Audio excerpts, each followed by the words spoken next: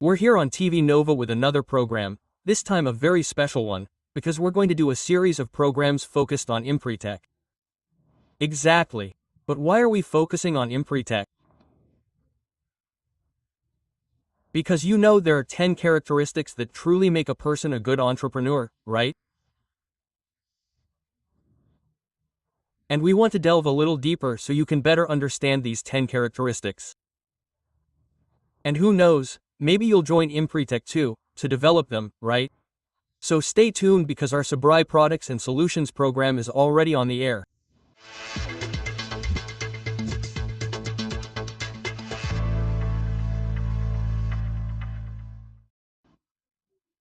Yes, and in today's program we're going to show you the reaction, the impression an entrepreneur has when they participate in Empretec, right?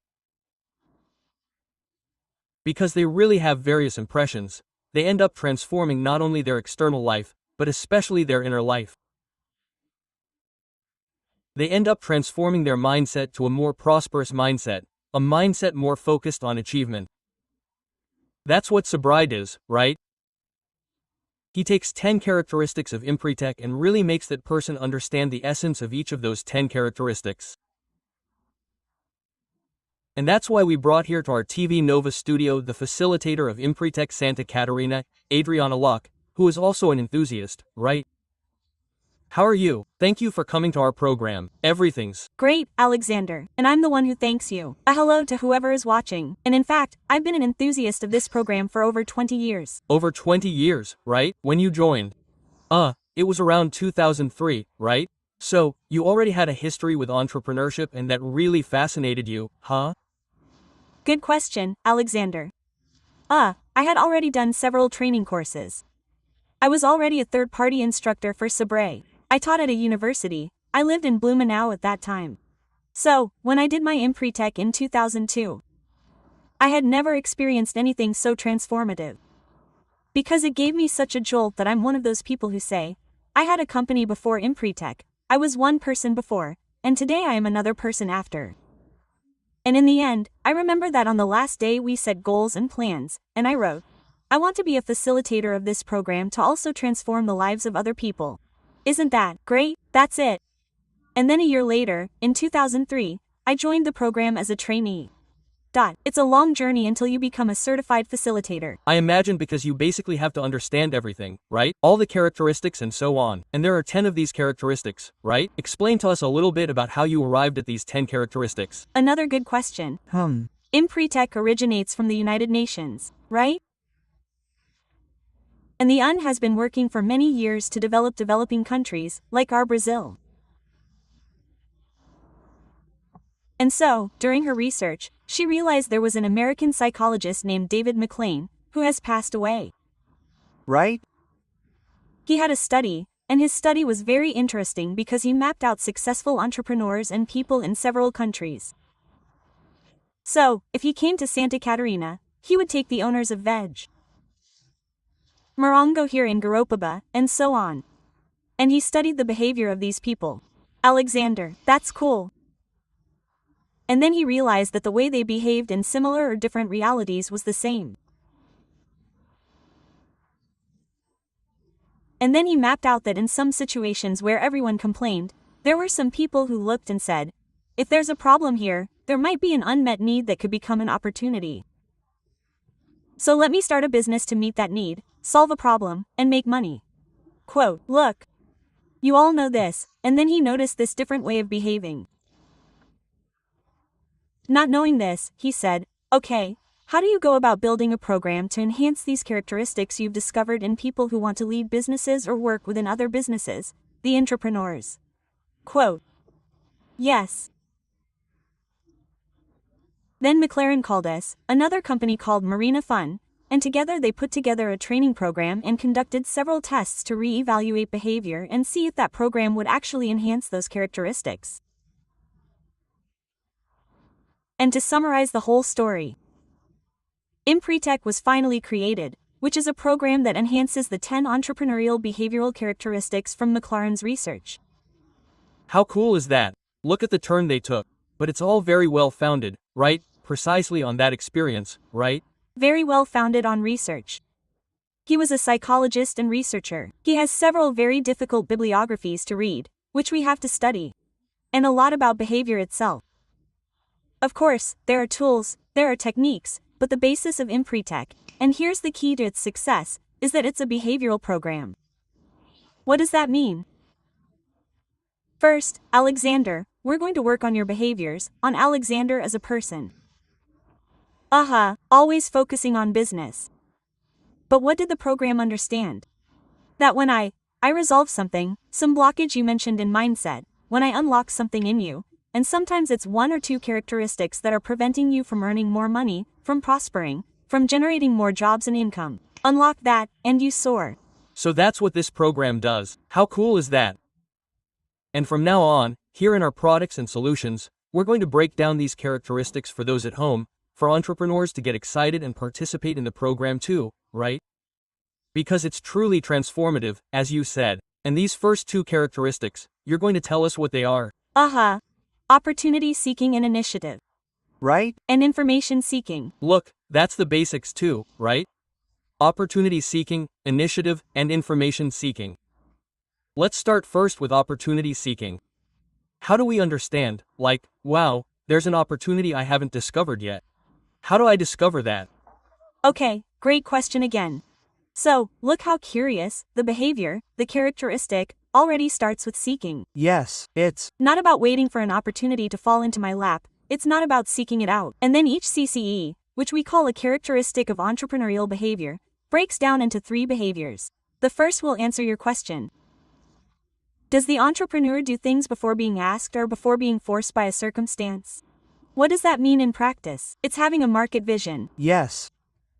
Quickly, I remember that in 2020, months before the pandemic, a colleague and I led the Sabre Delis Empretec, which was a group of only wonderful women.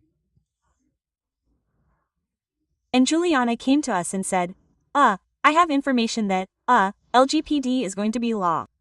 I said, what is that? I don't doubt it. Quote, she said, no, it's going to be law. It's going to come into effect here, and I'm putting together a presentation to sell it. Can you help me structure this presentation? Quote. The General Data Protection Law, right? LGPD. Exactly. I didn't know what it was. This was at the beginning of 2020, but Juliana already had that vision. Yes. That she would need it later on. Instead of waiting for the law to be approved, no, she set it up beforehand, anticipated it. When the law came, she already had lectures sold, set up, structured, sold. And today she has already expanded. She already has a PD area game. Wow. Which is very cool, because if you expose your client, you say, go back 2 spaces because you. I understand. It's like a board game. But today, yes, because she has expanded, which is already the second behavior. Acting to expand the business to new areas, products or services. What is that? That entrepreneur who opens a business and already sees that, wow, that was cool. I anticipated. I took advantage of this opportunity. I had the initiative to make it happen, but I can do more. Or then he goes to another neighborhood, or he goes to new products, or it goes to other regions of the country and not abroad. Yes. So there's this expansion, and the third behavior we work with is taking advantage of unusual opportunities to start a business, to get financing, land, a workspace, or assistance. That entrepreneur Alexander, when he's at the beach, we're there talking, and someone says, but I need training for my company, which is my business. Right away he says, Alexander, just a little bit. Quote, I'm at the beach, on vacation, and I turn around and say, look, sir, I have my contact here, I work with this, and I get the business going. I didn't go there specifically for that, but the entrepreneur's radar is so sharp that he takes advantage of the opportunity even when he wasn't there to close a deal. Exactly. I mean, he doesn't waste time, right? And opportunity arises. Let's go. On vacation, he's closing a deal and bringing a business to his company. That's the search for opportunity. You're open, in fact, to be able to seek that out. To solve a problem, solving a need, or a desire, yes, and making money from it and then expanding. How cool is that? So that's the first step, right? Seeking opportunity. Now, within this aspect, let's say, right? Which is the search for opportunity. I think it also goes a little bit, and I think Empretec really emphasizes this, which is really having that radar on all the time and observing the reality around you, because sometimes your opportunity is in what you, sometimes what others don't see. So you need a bit of that quality too, right? Of being open to it. Of having vision for it. A vision. Exactly, and having vision is another characteristic that you will work on that is very much linked, in addition to the search for information, which is calculated risk. Ah, yes. So, I'm going to open this business. Then he will seek information to see if it is actually interesting in that neighborhood, in that region to set up that business. So, it's good that this entrepreneur, Alexander, doesn't open a business to see what will happen. First, he identified the opportunity, he has the initiative, but he'll seek information, then he'll put together a plan, then he'll assess the risks before investing. It's not that it doesn't guarantee success, but it reduces the chance of failure. Of course, because this search for information is precisely that, right? In the neighborhood, if I want to set up a stall, a popcorn cart, or a barber shop, I need to know if there are really many men there or not, and then I can change my mind, I can direct it to something else. It's more or less that, this search for information, that's exactly it. So much so that the first behavior is to personally dedicate oneself to seeking information from clients, suppliers, or competitors. Oh, yes, that's it. So, okay, Van, you mentioned a barber shop, right, Alia? So, let's evaluate what my persona will be. Men, what's the age range, income level, which will depend on whether you're going to serve class A, B, or C. It will be a service, it will be a price of Course. to check if there are enough clients to pay for your services at the beginning. A point of equilibrium, but one that also has prospects for growth, because it might not be there. Yes, that's true. That's true. Exactly. That business could be a great business, but not at that point. And the search for information, it brings that, it will give you a basis for that. And where can we find this information? How can we find it? Depending on the sector, right? Yes. Sabre itself helped a lot. Oh, yes, of course. IBG has fantastic research that sometimes surprises me because I'm always digging around there. Incredible. And nowadays with Google and various sources of information it's possible to find it, but what I really like, for example, is the old method of getting up and going to the location, sitting there, taking my clipboard and counting for a week to see how many cars pass by. You just stay there observing the cars, because if you're going to set up a store for the upper class, how many cars from the upper class will pass by? 3 pass by in a week. Oh. I understand. It's not. That could already be an indicator that it might not be a good location. Nothing prevents your client from going there, but then you'll have to have so much differentiation to attract that client that it sometimes becomes expensive for someone who's starting out. Yes, because sometimes that person, the entrepreneur, if they want to set up, for example, the most sophisticated barbershop, offering coffee, a differentiated haircut, a visagism, all that stuff that's become fashionable nowadays, right? They have to invest more, so they need to charge more. And then comes this observation. Will the public here want to pay this much? Can they afford this much? Those are basically the questions they have to ask. Exactly. You can create a canvas, you can make an MVP, which is what you want to do a quick test to find out. The MVP would be the minimum viable product. The minimum viable product. Right, that's it. And I can do that by creating a barbershop prototype, but I think prototype is better suited for a product itself. Yes. And then maybe I make a free sample to see, right? Yes. But to know if there will actually be enough customers to consume that product again in that region. Oh, I understand. That's great. Yes. And then, just to wrap up, let's suppose you identified this opportunity, but you don't know how to run a barber shop. You're going to open a coffee shop. No, I don't know how to set one up. What do? Second behavior, investigate how to do it.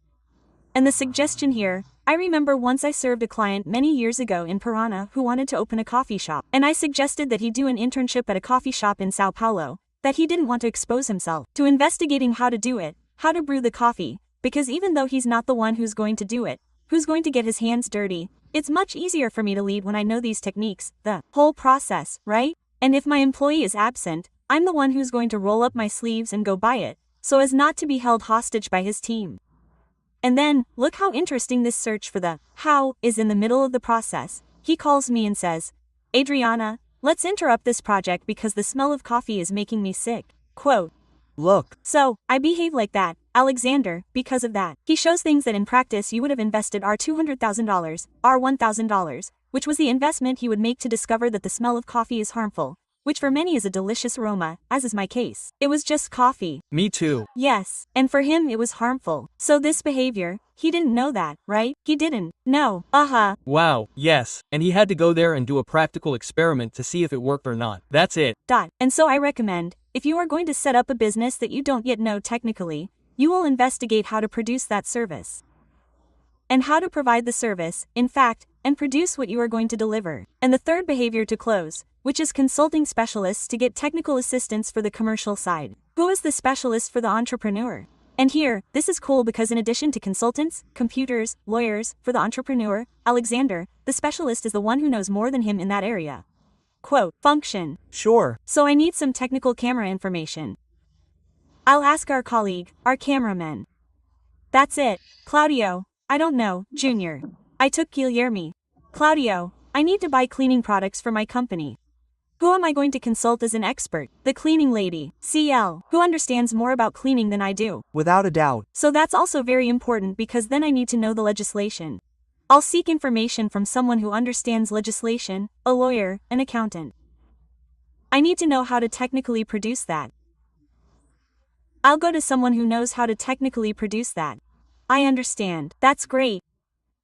So, we have these two main characteristics of this program now, right? Which is the search for opportunity, which is being open, right? Understanding what society needs, sometimes solving a problem.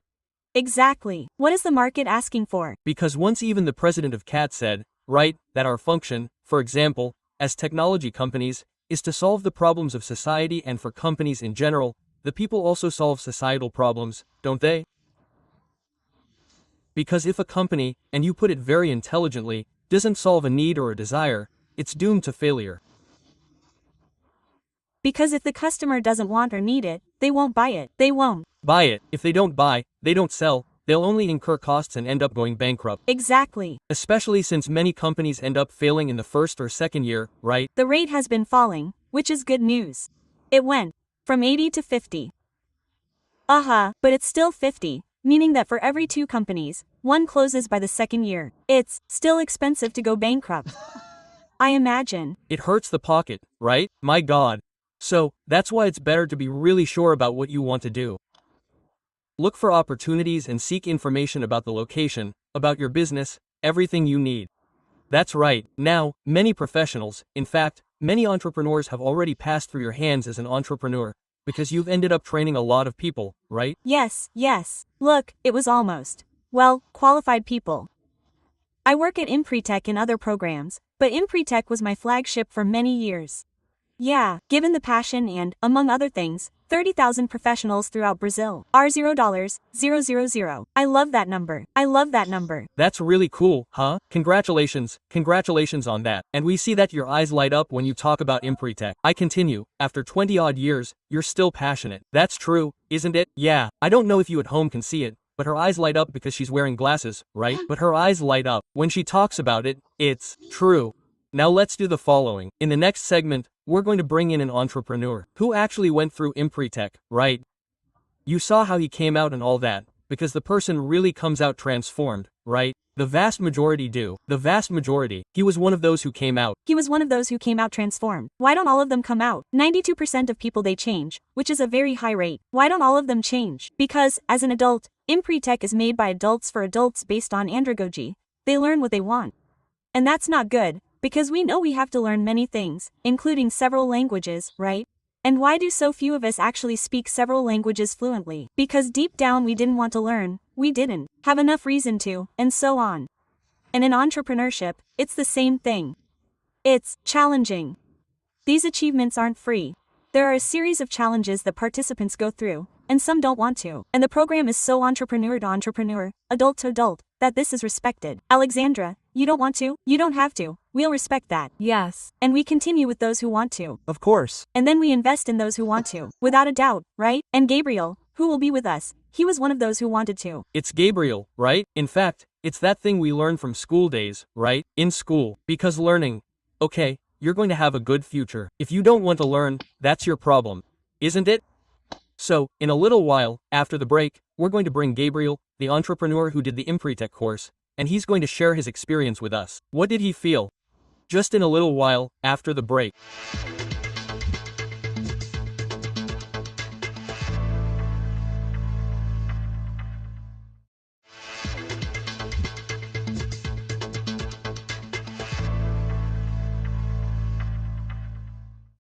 And we're back with SEBRAI products and solutions.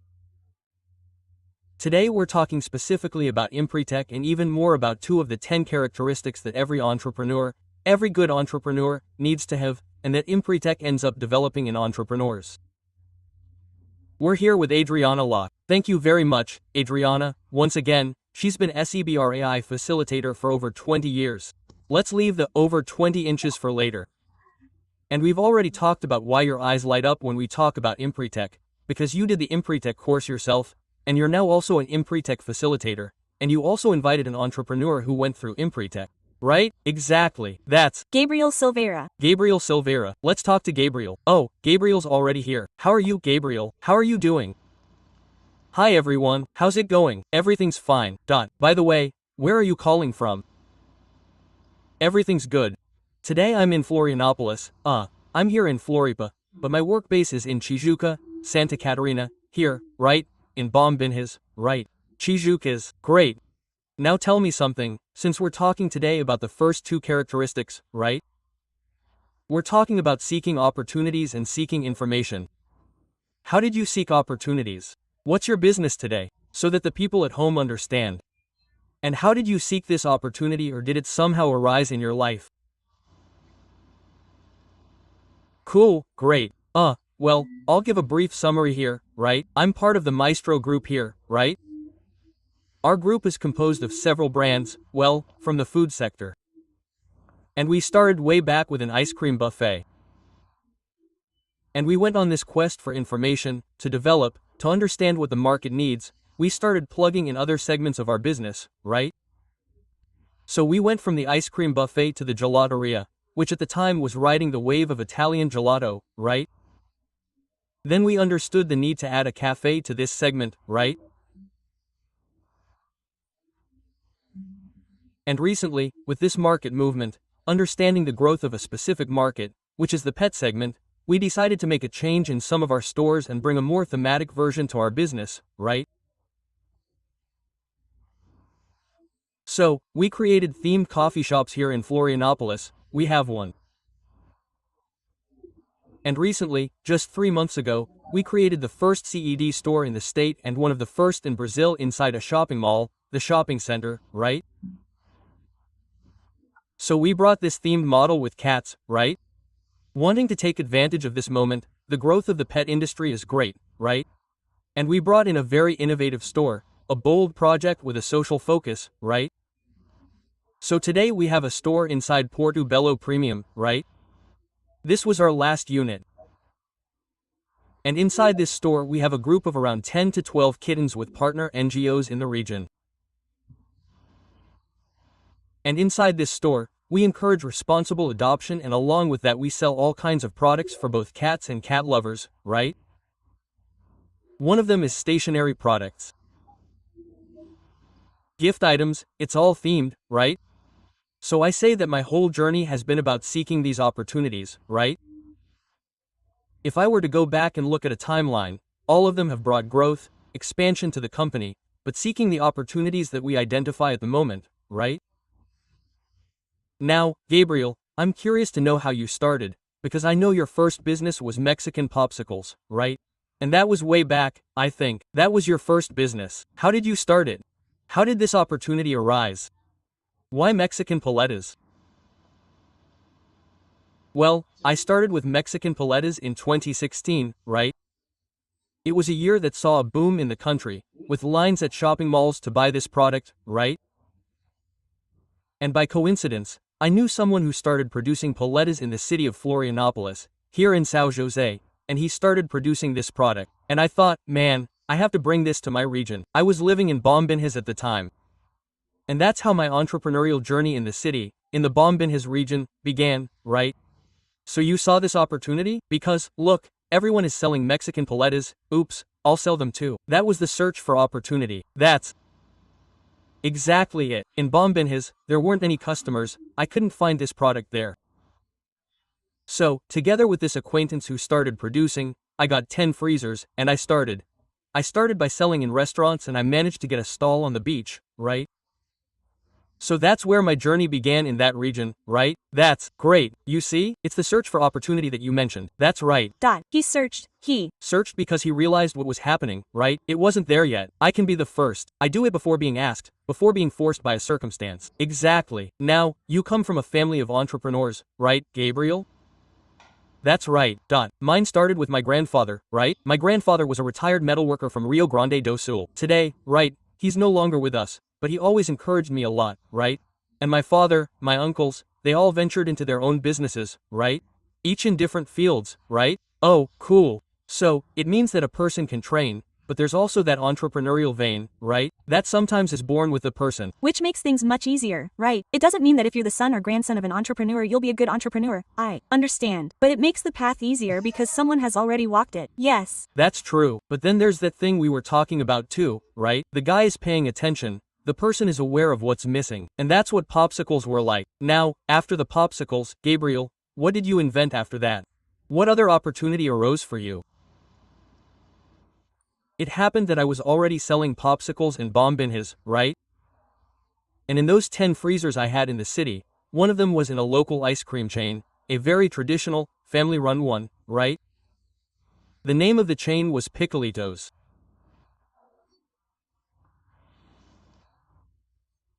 And they were my clients, and with the decline in popsicle sales around 2019, and Piccolitos wanting to develop, I ended up joining the partnership of those 3 stores to bring the group together and for us to start developing those ice cream shop units more, right? So that happened around 2019 or 2020, right? So, I understand. Then you were left with those 3 stores, regular ice cream shops, the kind we're familiar with. We kept those 3 stores. They've been in the area for a long time, right? But the self-service ice cream buffet, the kind where people serve themselves, is declining more and more. People don't want it anymore. They're looking for higher quality products, right? Look. So, in 2021, we signed up for the PGA program with Sabre, and from there we turned our business around, right? The PGA, what is it? What is the PGA, Gabriel? Advanced Management Program. It's the Advanced Management Plan. That's some consultants, right? Yes. So, there were a number of consultants there who helped us get rid of that problem. Right? And since the self-service ice cream buffet was declining, every year the demand decreases, right? That year we identified the need, so we decided to change, and that's why we went there and sought out the gelato shop, which is so popular today, right? Italian gelato, right? That smooth gelato with higher quality products, right? So, in 2020-2021, we decided to also pursue this gelato segment and we maintained 3 locations. Today in the city of Bombinhas, right? Now, look how interesting, right? From the beginning, he realized there was a market. Mexican paletas, but as everything is changeable, right? He noticed the change in consumer customs or habits. So, that means that you, as an entrepreneur, Gabriel, were noticing all this change, and as an entrepreneur you have to adapt, right? Exactly. So we make these moves as opportunities arise and we keep looking for them, right?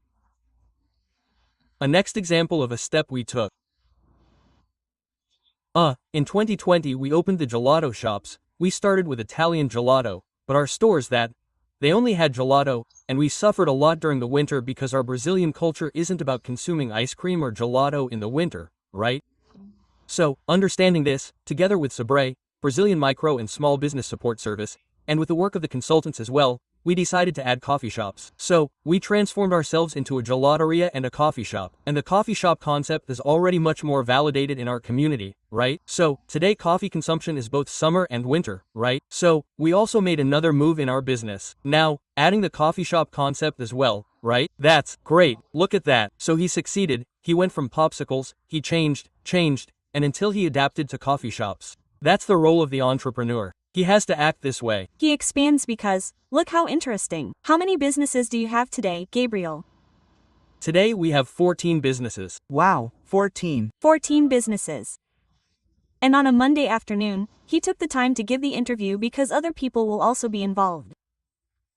These are the characteristics you're going to talk about. But that's the business vision. I set up my businesses, I generate employment, as he said, I generate income, I manage them, I'm at the forefront of them, I bring businesses for my team to execute, while I do other strategic things and get out of the operational side. Exactly, which is what he needed to do. Get out of the operational side and go to the strategic side. Now, of those 14 businesses, what do you have? So, what else do you have there? Explain to us, because now I want to know how many of those 14 are. What are those 14 businesses? Today, within our group, which we call the Maestro Group, we have 8 brands within the group, right? Some of them are franchises, right? We are franchisees of a network, right? So we have a franchise of the Lugano network in Gramado. We have a franchise of Forneria Oliva, which is in the Bombinhas region, right? So, today we have a coffee shop, we have an ice cream shop, a pizzeria, and recently we've also opened a cat store, which is a cat-themed store, and a cat cafe, which is also a cat-themed cafe. So, our focus has always been on food, but we've felt the need to move away from food a bit and focus more on the experience, you know? So, this last store we opened is very focused on the experience, right? That's great. Now, this cat thing catches my attention, right? You set up a cat store and a cat-themed cafe too.